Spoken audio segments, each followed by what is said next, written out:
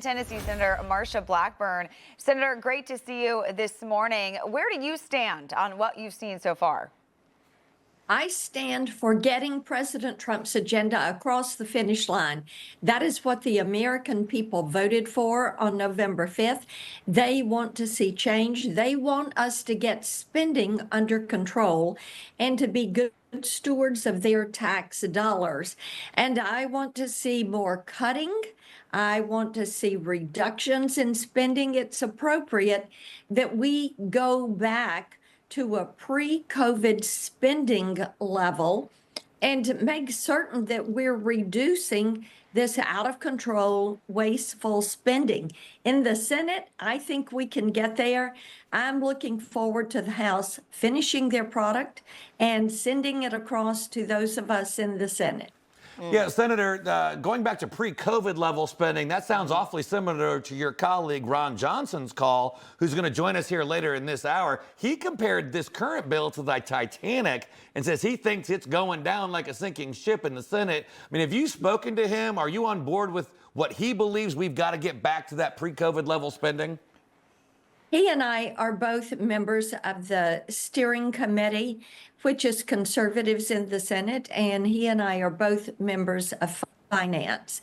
And of course, there is a way for us to do this, and it's a way for us to look at programs working out waste, fraud, and abuse.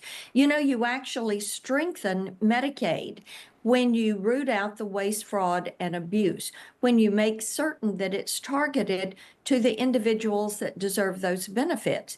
You strengthen and bolster Medicare and Social Security when you get rid of things like improper payments and when you get fraudsters out of these programs. We know that there are people that claim to be 150 years old who are fraudulently getting Social Security checks. We know that there are 1.3 million illegal aliens who are getting health care through the Medicaid program, who are receiving Social Security benefits. These are things that need to be cleaned up.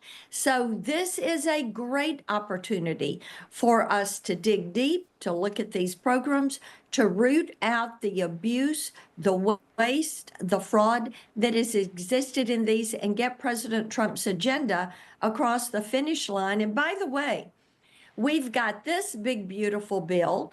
We could do another big, beautiful bill in the fall for even more savings.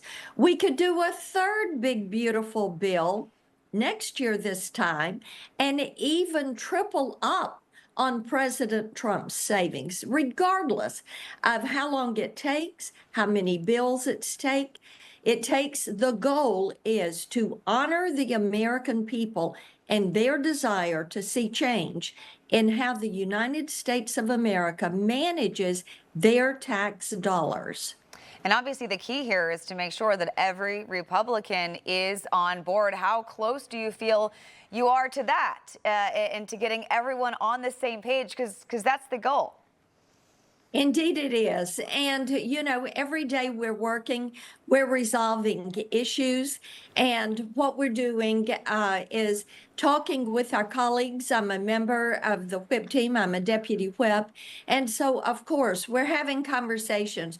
We're finding out what is important to people. And we're making certain that the American people know we are not cutting Medicaid. We are not cutting Medicare or Social Security. People have paid into those programs and they deserve to get every penny back that they have placed into Medicare and Social Security all of their working lives. Information. Truth is freedom. Is Newsmax. It's real news for real people.